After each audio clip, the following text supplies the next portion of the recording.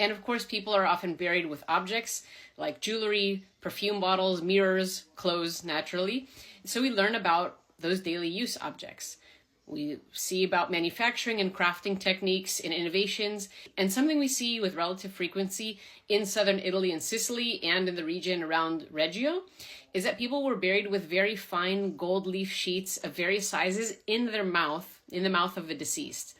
And these golden leaf sheets are embossed with images, and they can be compared to the more traditional custom of placing a coin in the mouth of the dead, or a fare for Charon to pay for the ferry to cross the water in the underworld.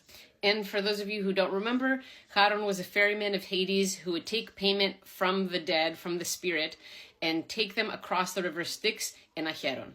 Okay, so we've talked about the importance that finding a sarcophagus in a cemetery serves for historians. We get an understanding for the religious life, daily life, trade and merchant routes.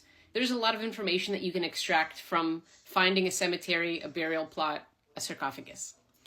Okay, so what about location? Where were cemeteries in antiquity?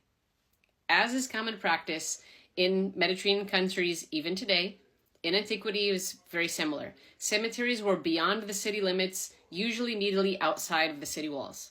And this was to protect the city against disease, miasma.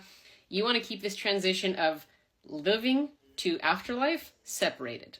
So they're usually outside of city walls. So when archaeologists discover grave sites, this helps them understand where were the city boundaries.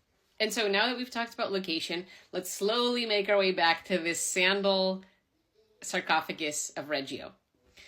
Now, when you go to the Archaeological Museum of Reggio, make sure you go to the basement level to see something very special. During the construction of the museum in 1932, archaeologists discovered a necropolis, or a grave site.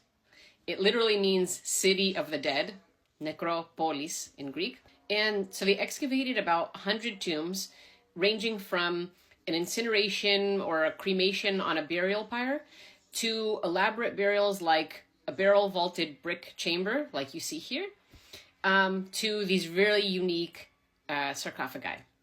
And the crazy part is that this necropolis that you find casually in the basement of the Archaeological Museum in Reggio dates from between the 4th to the 2nd century BC.